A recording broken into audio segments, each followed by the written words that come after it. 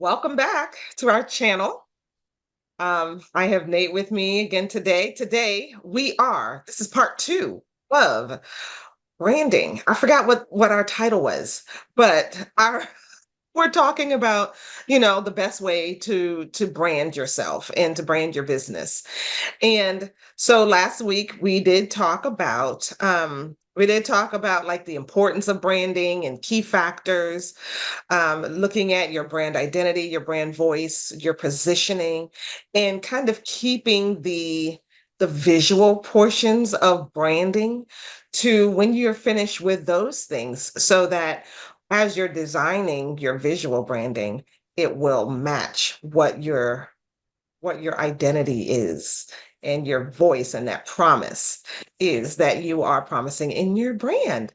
So today we're going to get into developing a brand strategy and then talk about that visual branding, your logo, your colors, et cetera, as well as social media. How do you share about your brand on social media? So, uh, Nate, want to get started with talking about developing that brand strategy? How do you do that? Sure. Yeah. I think that when we talk about brand strategy, it's probably best to start at the beginning, right? Like what defines your company? What is the message that you're trying to put out there into the world? How do you want people to see your company? Um, and so that goes back into right at the root, what are your core values as a company? You know, do you allow your values to guide all of your decision making, and all the actions that your company is taking?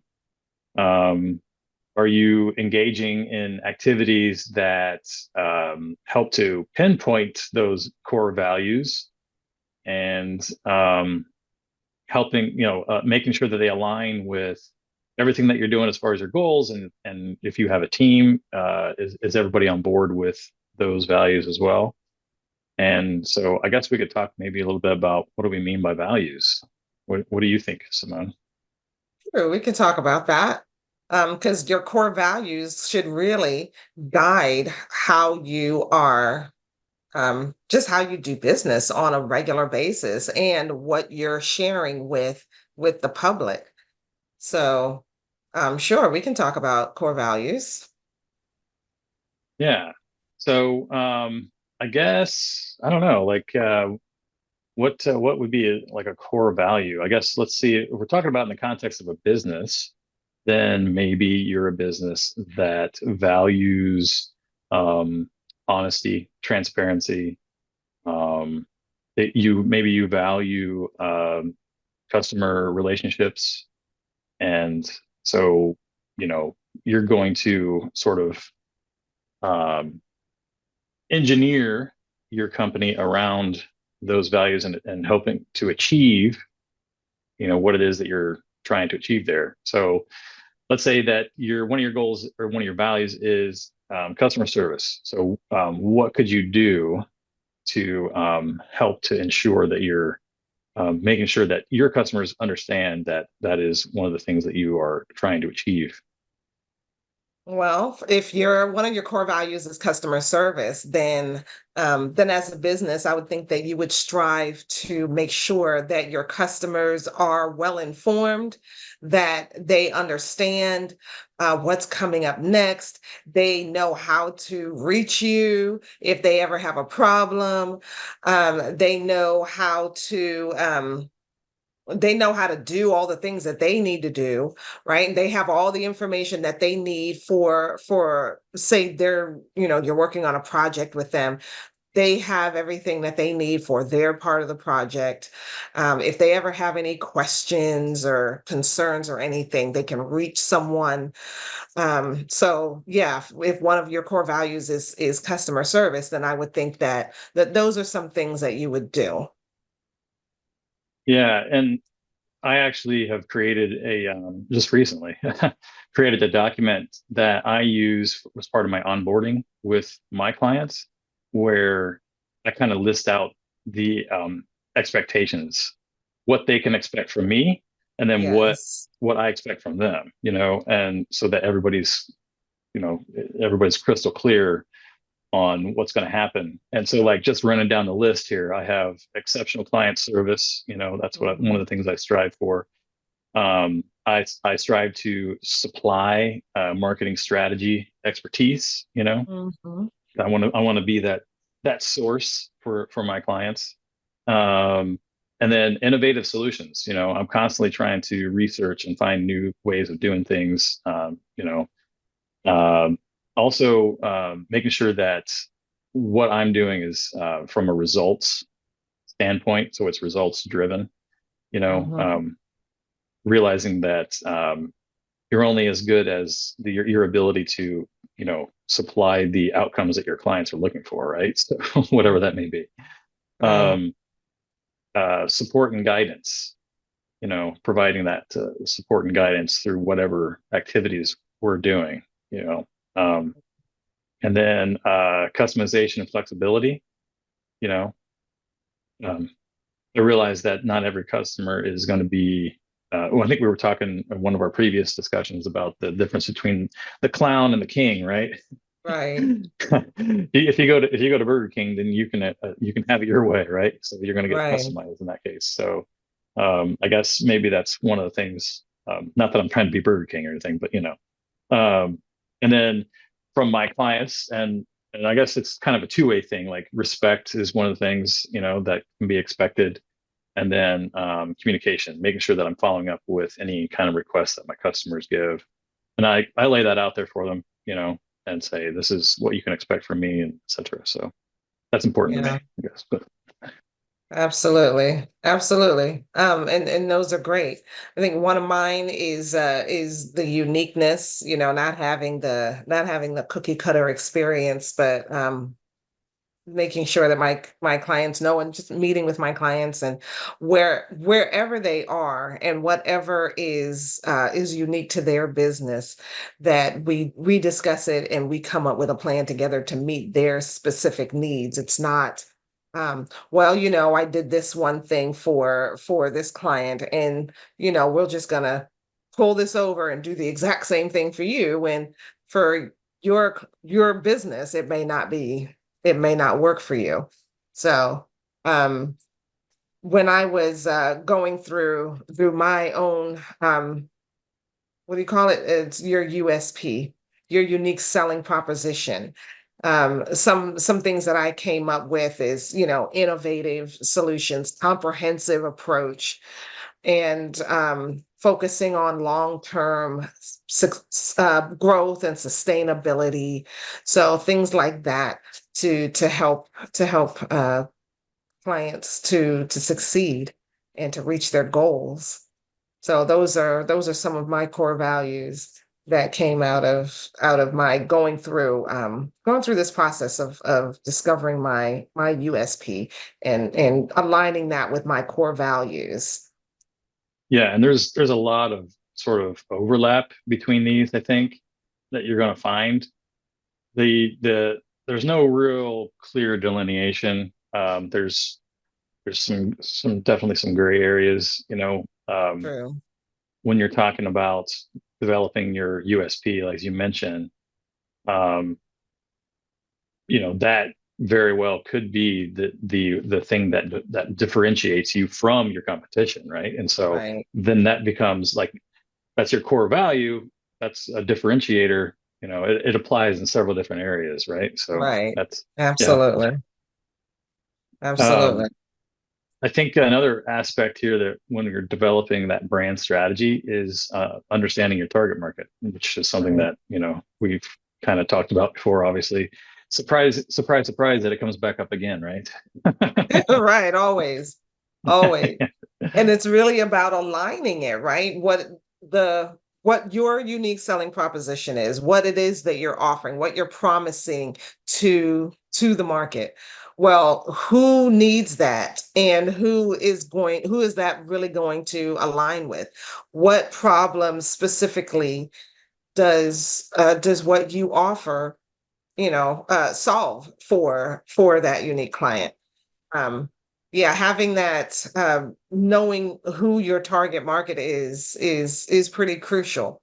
And when you can nail that down and marry it with your USP, your own brand identity, then you end up with something pretty special that, especially when you're doing content marketing, that you can now share with the audience, and the people who it's for.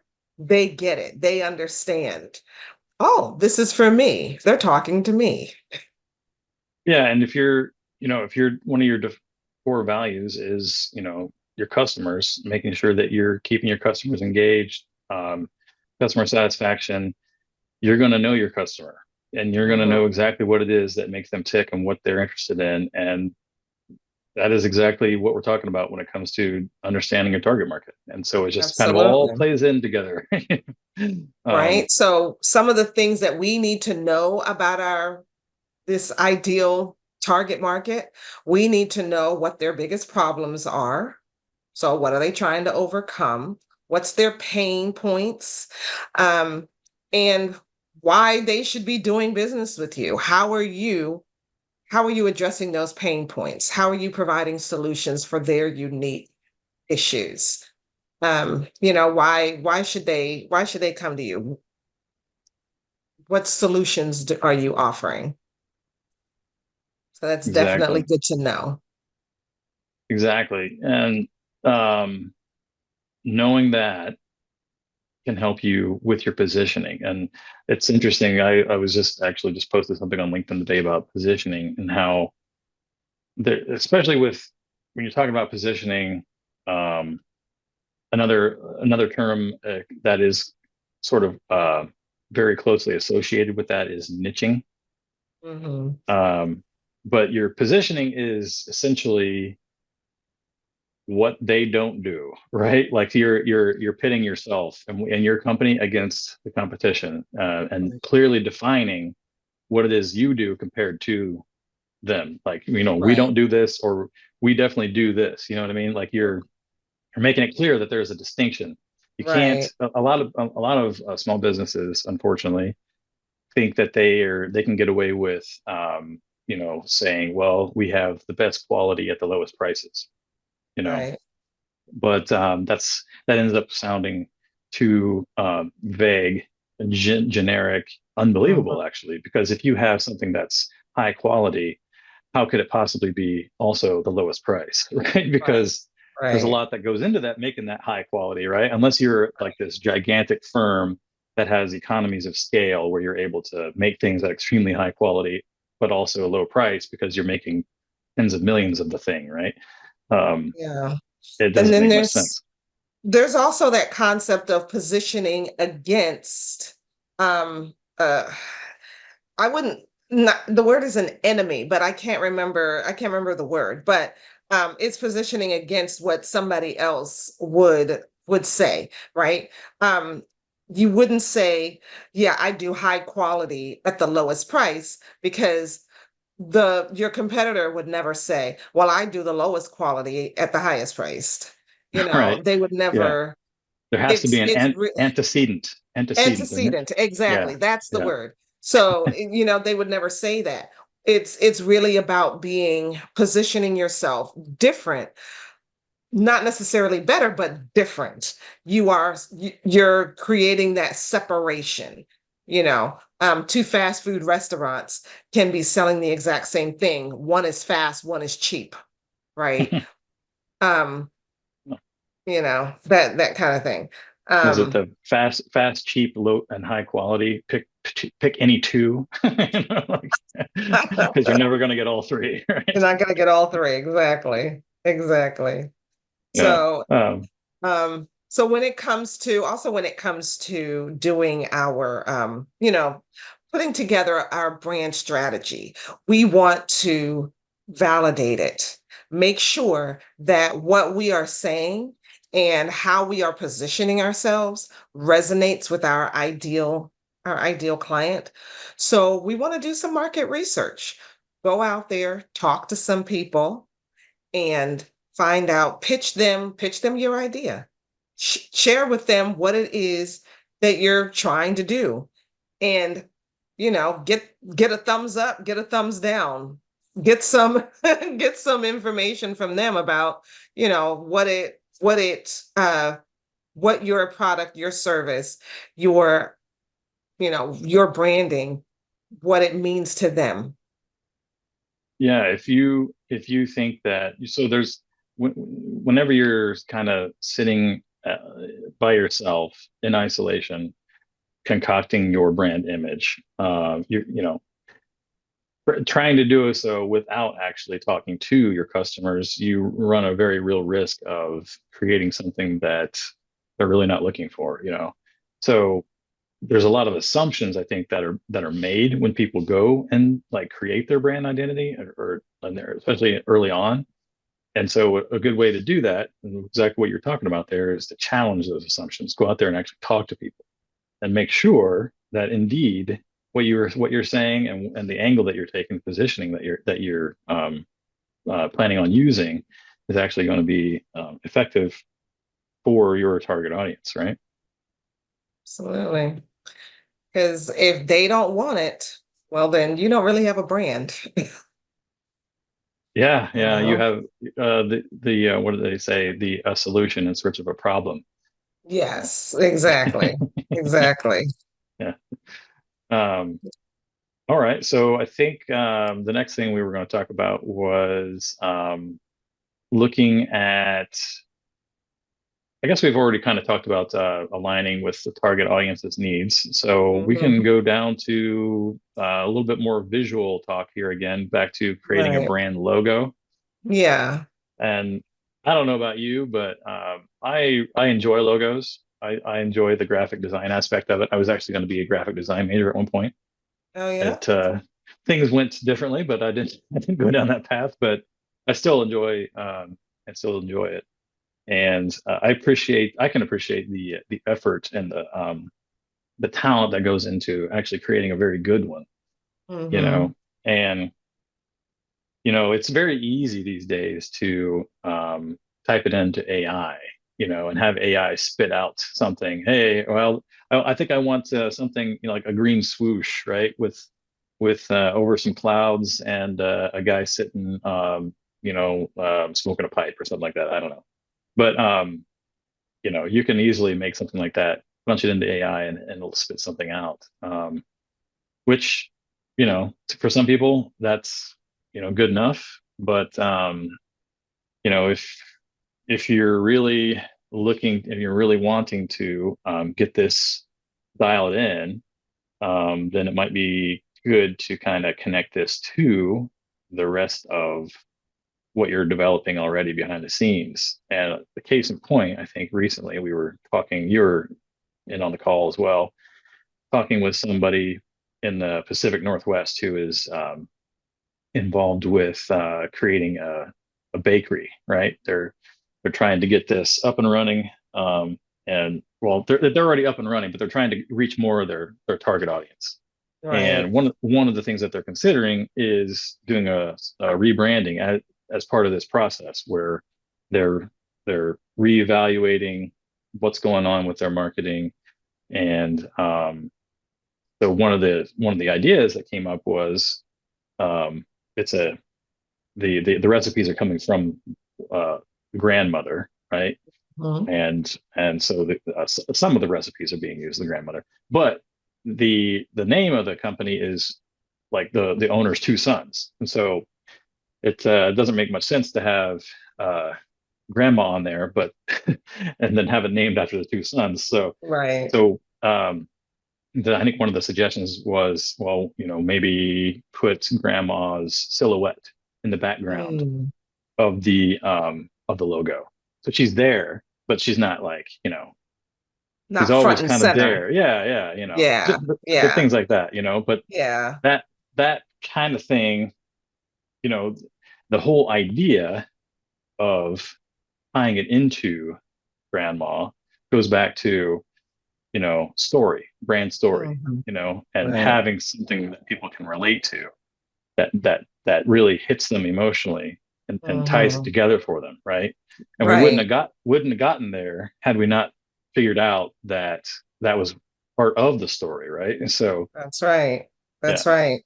Like you figure out your story, figure out that identity, what are the values, figure all of that out first, and then design your visual branding. Like what do your colors look like? What is your typography? What is your logo going to look like based on what your brand identity is? Because it's basically a visual representation of the perspective that you want people to have when they think about you and your company and what you do. yeah, and there's a whole psychology to branding, brand story, colors, everything has significance and meaning, whether or not we are actually comprehending it on a, you know, conscious level or not. But Right. the people that really truly know this stuff, they are trained in that, and they definitely know what they're doing. So that's why Right. I have a great appreciation for it. But yeah, a lot of little Yeah, details in there. So that's true. I do too. I let the designers, you tell the designers, what your I never tell a designer what I want the logo to look like. I just tell them, they'll ask me like, what's this branding about? What are you selling? Who's your target audience? And then they come up with the design. yeah, And I'll pick the variation that I like and go from there because for me, designing is not my strength. So I leave that to the experts. yeah, and you can also leave that to your audience as well and have them tell you. Oh, That could that's be true part of the too. validation process as well. So That's true too. yeah, That's true too. So yeah, when we're getting into the social media aspect of things, that can be that can be a process where you are bringing the audience into your process of brand building. You're drawing them in on the journey, right? Show like, hey, I'm figuring out my logo.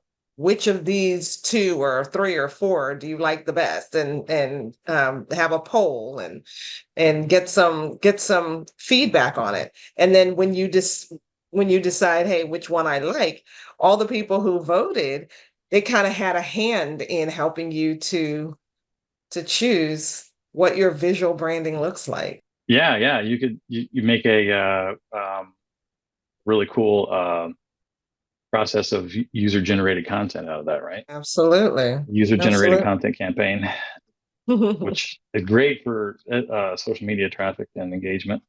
Yes, absolutely. Yeah. Absolutely.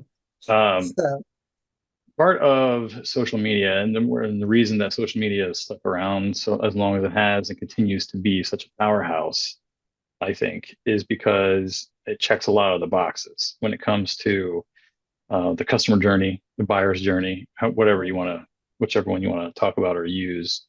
Um, it's a way to engage with, increase awareness of brands, but you know, it's also a way to, put yourself out there, show that you are available, and you can create like groups around this, communities, where you're kind of fostering feedback loops and referral activity and stuff like this. It's there's a lot of stuff, a lot of things that are positive about the social media if used correctly. So, right, uh, right. um, the one thing that everybody says, however, this is maybe a tangent, but people like to buy from people, not necessarily brands, especially not True. logos. True. That's So true. something to definitely keep in mind. And that is why, if you look at LinkedIn, for example, um, the personal LinkedIn profiles have way more engagement than the business profiles. Yeah. Almost, it's like 99% to one, like, Wow. Wow. yeah. Um, but that being said, can you imagine, um, Nike or Coca-Cola or these other major brands not having a social presence? That's I, true. I Like I think of have like, no idea who the CEO of Coca-Cola yeah, is. that's true. You Exactly. I have no know, idea. for Yeah. that one, it's like it's a brand, definitely. It's not Yeah. really, there's no person behind it. Yeah. They've sort of transcended that, the sort of like what applies to lesser brands, I guess, like, um, so yeah, it's kind of interesting to think about that. Once you get past a certain hugeness, you know, Well, your yeah, and I brand think is practically a also personality in itself. true. That's true.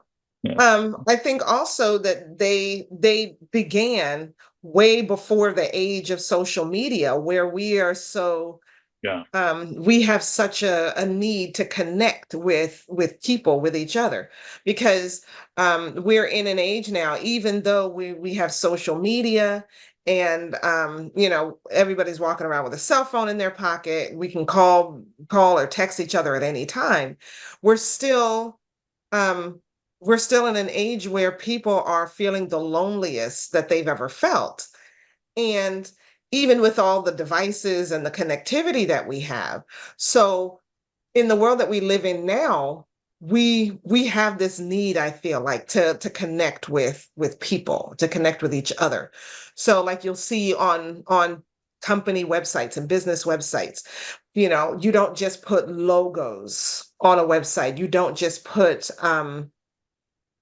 like we were doing a I was redesigning a website for this company that they wanted to use like a picture of a park in the big banner section, um, that top banner section. And I was like, no, let's use a picture of people. People want to connect with people. So you want to see people who are either happy enjoying your product, um, or they are just, just happy people, period. Or they're people that the audience can see themselves in, right? That's what you want rather than um, let's show a picture of the building. People don't come to you for your nice building. They might appreciate it when they visit, or if it has really interesting architecture, sure. They might appreciate that for a little while, but ultimately that they don't connect with the building, they connect with people. So, but back in the days of Coca-Cola, when they first got started, people were living in smaller communities. People didn't move away as much as we do now. You can, I'm a child of immigrant parents, so my parents came here from Trinidad. Lots of the family members are in another country, and so and then the ones who even came here, we're living in different states, so it's harder to connect with the people that you want to be the closest to. So so these days it's more crucial, I think, for us to connect with people than it is with the logo, with the branding. yeah. And just go back to huge brands. I think one of the most popular, effective social media campaigns, or actually campaign marketing campaigns generally, that Coca-Cola came up with was where they put people's names on the actual labels of their bottles, right? Mm, And then turn that into like social media marketing campaigns where they would encourage you to take a photo with the bottle with your name or with with your someone name. that you love or something like that, and Yeah, like what there a you what a go. That people connection. what a great idea, right? Yeah, that is a great idea. That is a great idea. Yeah. Yeah. So, So where there's I guess another, go ahead. I guess I was just going to say, as far as social media goes, huge huge opportunity there. in terms of the scale and reaching a large amount of people for a very low cost. And Yeah. so those are two very key advantages, I think, of using social media for your branding. Yeah, absolutely. Go where the people are hanging out. Even if you're paying for social media advertising, the you can still get a high return on investment because the cost is lower. Um, yeah. Yeah. Although I will say, if you can get your commercial on television on a big network or something, and there are low cost ways of doing it, it lends legitimacy to what you're doing on social media. So, if because you look like somebody who can do all the things, right? You look like a more legitimate company, a company that's out here shaking and moving and making a difference. And if your company is, has a commercial next to Verizon or AT&T or, or Walmart or Target, something like that. And then that person, they see you on TV and then they see you in an ad on social media, on Facebook or something. Oh wow, that's that company that I just saw over there. Then it looks more, it separates you from the people who are scamming. There's so Yeah. much scamming Makes you happening seem on a lot social less media. It's a fly by shame. night. Yeah. Yeah, exactly. Exactly. You're not here Uh, today, gone tomorrow. You're sticking around. Unfortunately, I have to roll because I have another call, but Okay. I'm gonna have Well, to pick this up later again. I don't know. all righty. So we talked about branding. We want to make sure that our branding is tight, focus on more the message than the visual, and then have the visual come in after that. So we are gonna go. Be sure to comment. What is your biggest takeaway from this video? Like, share, subscribe. Help us to grow and share this message with the world. So many companies need to hear this message. So thank you very much for watching, and we'll see you next time. Thanks. Bye bye.